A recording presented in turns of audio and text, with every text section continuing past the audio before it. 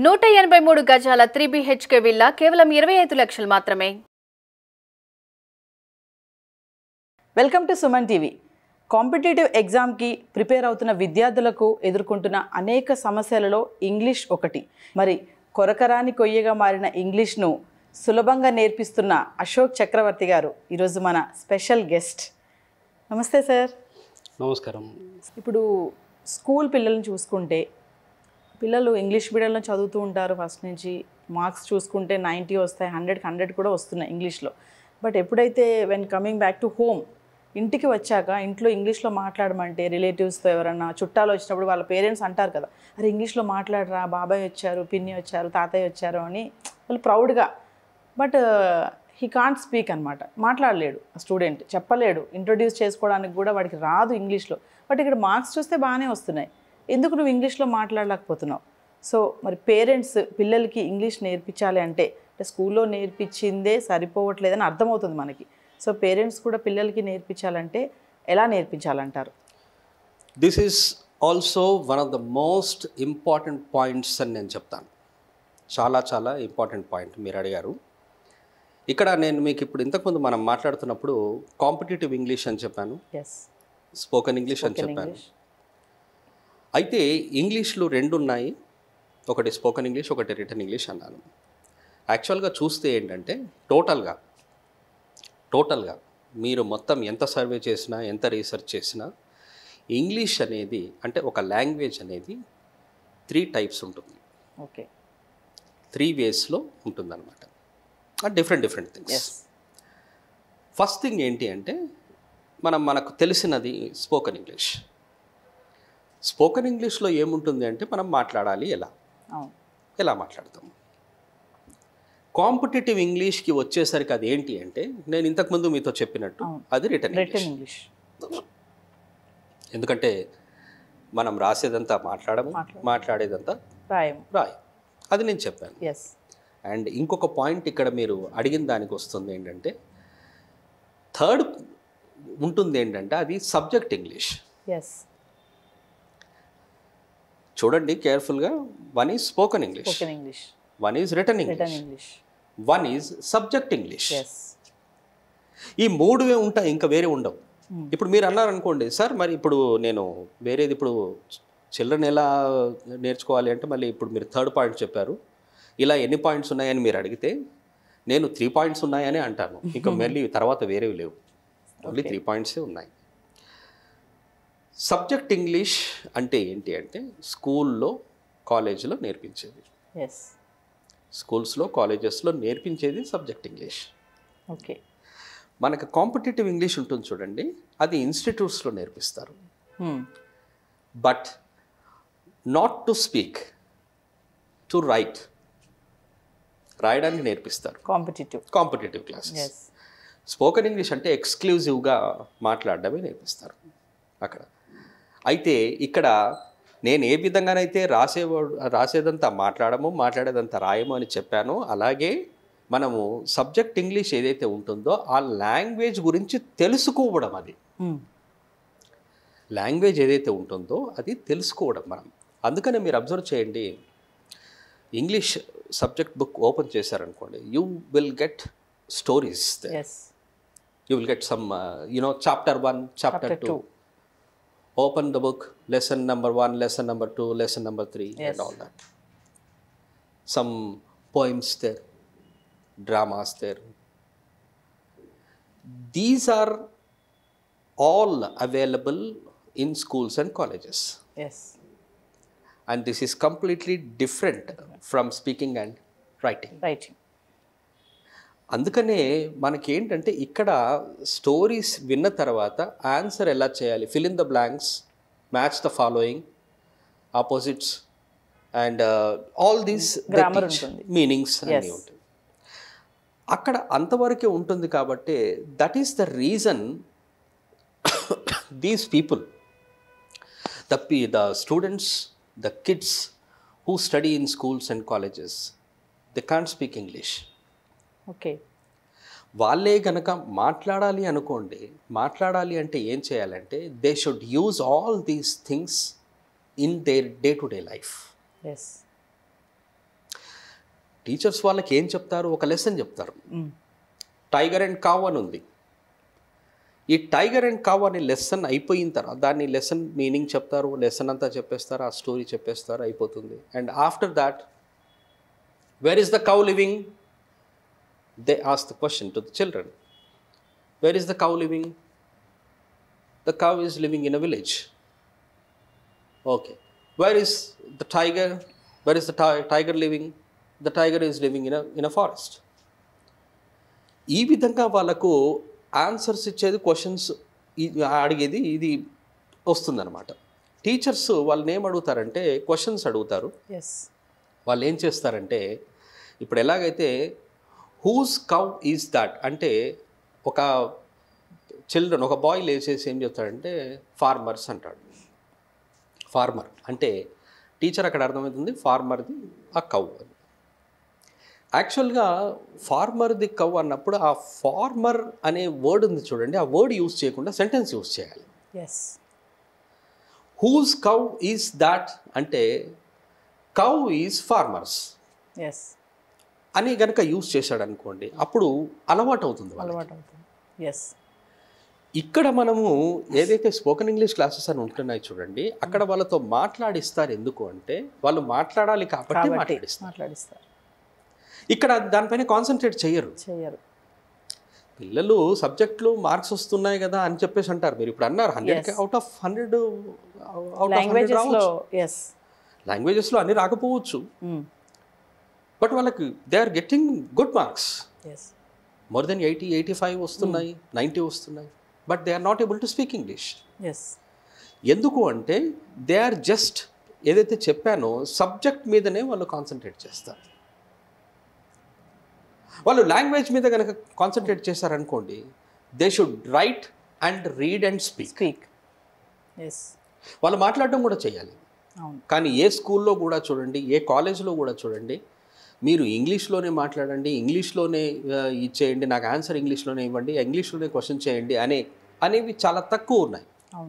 Colleges కానీ schools కానివ్వండి. You can't say that sir every school is like that sir, అన్ని స్కూల్స్లో English మాట్లాడుతున్నారు సార్ అని మీరు అనలేరు. అలాగే ఏ స్కూల్లోనూ ఇంగ్లీష్ మాట్లాడడం లేదు సార్ అని కూడా మీరు అనలేరు. We have that type of schools and this type of schools. అయితే ఇంగ్లీష్ మాట్లాడే ఏదైతే ఉంటుందో వాళ్ళకి చిన్నప్పటి నుండే క్వశ్చన్స్ అడగడము, ఆన్సర్స్ చెప్పడం చేస్తారు. యాక్చువల్గా మీరు లాంగ్వేజ్ నేర్చుకోవడం అంటే ఏమనుకుంటున్నారు? ఏం నేర్చుకోవాలి? మీరేం నేర్చుకోవాలి అంటే యాక్చువల్గా కాన్వర్జేషన్ మీరు ప్రాక్టీస్ చేయాలి. కాన్వర్జేషన్ అంటే ఏంటి? ఇప్పుడు మీరు నన్ను అడుగుతున్నారు, you are asking me some question and I'm giving you answer. After that, after some time, I will ask you a question. You give me answer. What is this actually? This is called a conversation. Conversation అంటే ఇదే. మనం కాన్వర్జేషనే కనుక మనం practice చేసినట్టయితే మనకు language వచ్చినట్టే. పేరెంట్స్కి కూడా మనం అదే చెప్పాలి. ఏంటంటే మీరు మాట్లాడుతున్నప్పుడు క్వశ్చన్ ఎలా అడగాలి, ఏం అడుగుతున్నారు మీరు, you try to answer question in English. మీరు క్వశ్చన్ని ట్రై చేయండి ఇంగ్లీష్లో. అంటే మనము ఇప్పుడు వాళ్ళ ఇంట్లో అసలే చదువుకోలేని వాళ్ళు ఉన్నారనుకోండి, వాళ్ళతో చెప్పడం కరెక్ట్ కాదు. కొంచెం చదువుకున్న వాళ్ళు ఉన్నారనుకోండి, they should use English question. అంటే if they want their children to speak English, if they want their children to develop their language, చిన్నప్పటి నుండే ఏం చేయాలి అంటే చిన్న చిన్న questions, one sentence question, 2 sentences, 3 sentences, they should correct the sentences and they should start asking questions at home. Whenever they are interacting with their children. కానీ ఇప్పుడు మనం ఏం చేస్తాం, ఇక్కడ మనం చూస్తున్నది ఏంటంటే వాళ్ళు ఇంటికి రాగానే అదే యూజ్ చేస్తుంటారు, వాళ్ళ లాంగ్వేజ్ వాళ్ళు యూజ్ చేస్తారు. అలా యూజ్ చేసేసరికి అక్కడ వాళ్ళకి డెవలప్ అవ్వడం లేదు. వాళ్ళు even though when they are in school they are not using English. అది కూడా ఒక పెద్ద మైనస్ పాయింట్ అయిపోతుంది. వాళ్ళు కూడా ఇంగ్లీష్ అక్కడ కూడా డెవలప్ అవ్వడం లేదు, అక్కడ డెవలప్ అవ్వడం లేదు, ఇక్కడ డెవలప్ అవ్వడం లేదు. నేను చెప్పేది ఏంటి అంటే క్లియర్గా మీరు క్వశ్చన్స్, ఆన్సర్స్ డెవలప్ చేసుకోండి, సెంటెన్స్ ఫ్రేమ్ చేస్తూ. That's it. Not in one word. మీరు సెంటెన్స్ని ఫ్రేమ్ చేయండి. ఇప్పుడు నేను అడిగాను అనుకోండి, వాట్ ఈస్ యువర్ నేమ్ అని అడిగాను. వాట్ ఈస్ యువర్ నేమ్ అంటే మీరు నాకు కంప్లీట్గా సెంటెన్స్ చెప్పాలి. I am Naveen. Yes. Okay, where are you from అన్నాను. Where are you from? I'm from Hyderabad, Hyderabad. I'm from Nizamabad, I'm from Warangal. Yes. You should frame a sentence. Yes.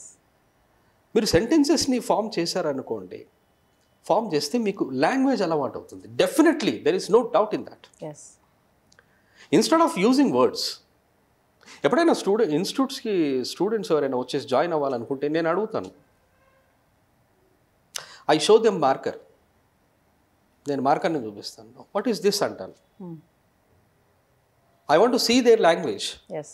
That's why నేను ఏం అడుగుతానంటే, నేను డైరెక్ట్గా చెప్తాను, I will see your language, that's why I will ask you some questions and I will see your English, how you speak. What is this? That boy sees that marker. Okay. I show him a bench. I show him a chair. What is this? Chair. Chair. I show him a book. Then I ask him, what is this? Book. I show him a pen. What is this? Pen. Pen. All words. One word. No sentences. Yes. This should be avoided. Yes. మనము words చెప్పే కంటే sentences చెప్పామనుకోండి, sentences చెప్తే వాళ్ళకు మొదటి నుండి అలవాటు అవుతుంది. అలాగే వాళ్ళ పేరెంట్స్ కూడా హ్యాపీగా ఫీల్ అవుతారు. పేరెంట్స్ కూడా కొంతమంది ఇంటర్మీడియట్ చదివిన వాళ్ళు ఉంటారు, డిగ్రీ చదివిన వాళ్ళు ఉంటారు. They know minimum you know language, minimum language skills ఉంటాయి ఖచ్చితంగా. Whether it is wrong or right, yes, they should start to speak. First of all. Yes. వాళ్ళు మొదట మాట్లాడడం స్టార్ట్ చేశారనుకోండి, then their children also start. Yes. అలా words కాకుండా sentences అనాలి.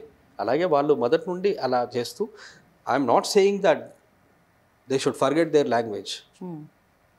At the same time they should give importance to their language and they should develop this language. Yes. అంటే ఎందుకు ఇలా సార్, మరి 2 లాంగ్వేజెస్ ఎలా కుదురుతుంది మనకి? అలా కాదు. మీరు ఏం చేయాలి అంటే, they have come from school 4 o'clock to 6 o'clock we speak in English. 4 to 6. These 2 hours will help the children and the parents. Yes. This is what they have to do. That doesn't mean they have to completely speak in English. They should forget their language and they start speaking in English. మనం బయట కొంతమంది speeches ఇస్తూ ఉంటారు, ఏంటంటే మన language మర్చిపోయి వేరే ఏదో లాంగ్వేజ్ నేర్చుకుంటున్నారు. I'm not saying that to forget our language. మన లాంగ్వేజ్కి ఇచ్చే ఇంపార్టెన్స్ ఇస్తూ just 4 to 6 hours, because they have to get a good job. For that they have to attend an interview. And to attend an interview they should know English.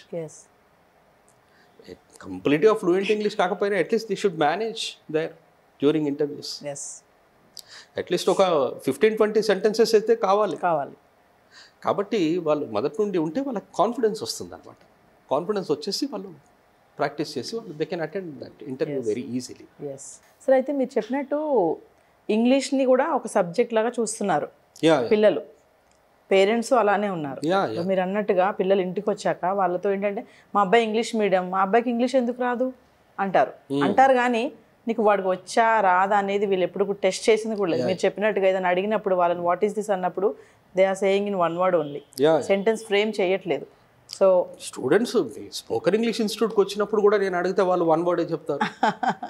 So అది ఆ level నుంచి రావాలి. School level నుంచి కూడా వాళ్ళ sentence frame చేయడం అనేది వస్తే దే కెన్ అచీవ్ అనమాట. సో మా పేరెంట్స్కి, మా వ్యూవర్స్లో పేరెంట్స్ కూడా చాలామంది ఉంటారు ఖచ్చితంగా. సో పేరెంట్స్కి మీరు ఏం చెప్తారు? అలా ఉన్న పిల్లలకి ఇంగ్లీష్, ఇంట్లో పిల్లలకి కూడా ఇంగ్లీష్ రావాలి, మంచిగా ఫ్లూయెంట్గా మాట్లాడాలి మా పిల్లలు కూడా ఇంగ్లీష్లో అనుకున్న పేరెంట్స్కి మీరేం చెప్తారు? నేను చెప్పేది ఏంటి అంటే, వాళ్ళు ఏదైతే తెలుగులో అడగాలనుకుంటున్నారో they have to try that same sentence in English. Whether it is correct or wrong, it makes no difference. It doesn't make any difference. If you feel that I may be asking a wrong question, who will give you punishment? Is there any punishment for that? No punishment. This is a language and no one is perfect in this world, remember. ఈ ప్రపంచంలో ఎవరూ perfect కాదు, కాదు. పుట్టుకతోనే అన్నీ రావు. Yes. Even I started teaching many years back, and I have been in the same field of teaching. I have also learned that language. I am not saying that I know everything. Yes. మనం నేర్చుకున్న వాళ్ళం. So తప్పు అయితే ఏం కాదు. వాళ్ళ పిల్లలు ఇంగ్లీష్లో మాట్లాడాలి అని అనుకున్నప్పుడు they have to try to speak in English. They have to try that same Telugu sentence, they have to translate that same Telugu sentence into English, whether it is correct or not, and they have to use that. Yes. అది తప్పైనా పర్వాలేదు, వాళ్ళు use చేశారనుకోండి, వాళ్ళకు హ్యాపీగా ఉంటుంది, వీళ్ళకు హ్యాపీగా ఉంటుంది. వాళ్ళు స్కూల్కి పంపిస్తారు డెవలప్ అవ్వాలనే కదా. అవును. కాబట్టి Yes. వాళ్ళ లాంగ్వేజ్ని వాళ్ళు మర్చిపోవాలని నేను అనడం లేదు. Yes. వాళ్ళు ఏంటంటే ఒక 2 hours 3 hours, 4 to 7, otherwise 4 to 6, otherwise 4 to 8. After that they can speak their own language. Yes. వాళ్ళకు ఇంగ్లీష్ న్యూస్ ఛానల్ ఏదైనా అలవాటు చేయాలి. అవును. ఏదైనా న్యూస్ ఛానల్ ఇంగ్లీష్లో వస్తుంటాయి. ఇండియా టుడే ఉంది, Yes. 24 hours ఛానల్ ఉంది, English channel. Some scrollings are there, వస్తుంటాయి. అండ్ సబ్ టైటిల్స్ వస్తుంటాయి ఇంగ్లీష్లో, అవి చదవడం అలవాటు చేయాలి. And parents should give them good books. Yes. మంచి బుక్స్ ఇచ్చారనుకోండి, story books, and they have to ask them to read those books instead of using their mobile, and instead of watching useless Yes. serials or all that. మంచి అది ఏదైనా book చదవడం అలవాటు చేసుకున్నారనుకోండి, అది చాలా చాలా ఇంపార్టెంట్ పాయింట్. ఏంటంటే ఎవరైనా సరే చదవడం అలవాటు చేసుకుంటే అది చాలా హెల్ప్ఫుల్ అవుతుంది. Yes. Reading never goes waste. Yes. So parents విన్నారు కదా, మా అబ్బాయి ఇంగ్లీష్ మీడియంలో చదువుతున్నాడు, మా అబ్బాయికి ఇంగ్లీష్ రాదా అంటే ఖచ్చితంగా రాదు అనే చెప్తున్నాం మేము. ఎందుకంటే ఒకసారి టెస్ట్ చేయండి మీ పిల్లల్ని, మా పిల్లలు ఇంగ్లీష్లో మాట్లాడగలుగుతున్నారా, ఒక డిబేట్ ఇంగ్లీష్లో ఇవ్వగలుగుతున్నారా. సో మీ పిల్లలు ఇంటికి రాగానే వాళ్ళతో మీరు కొంచెం కన్వర్జేషన్ చేయండి ఇంగ్లీష్లో, little bit, take 1 hour or half an hour. ఎంత బిజీగా ఉన్నా సరే ఇంగ్లీష్ మీడియంలో చదువుతున్నారు కదా అని వాళ్ళని అలా వదిలేయొద్దు. ఎందుకంటే వాళ్ళు రేపు పై పొజిషన్కి వెళ్ళాలంటే ఖచ్చితంగా ఇంగ్లీష్ అనేది రావాలి. ఎందుకంటే ఒక జాబ్ ఇంటర్వ్యూ అటెండ్ చేయాలంటే must have to speak in English only. So మీ పిల్లలతో ఇంగ్లీష్లో మాట్లాడండి, వాళ్ళకి మంచి బుక్స్ని ఇవ్వండి, వాళ్ళని డైవర్ట్ చేయండి. టీవీ నుంచి కానీ మొబైల్ నుంచి కానీ డైవర్ట్ చేసి వాళ్ళకి మంచి బుక్స్ కనుక హ్యాబిచువేట్ చేస్తే మీ పిల్లలు ఖచ్చితంగా పై పొజిషన్లో ఉంటారు, మంచి ఇంగ్లీష్ యాక్సెంట్లో మాట్లాడగలుగుతారు. Thank you sir.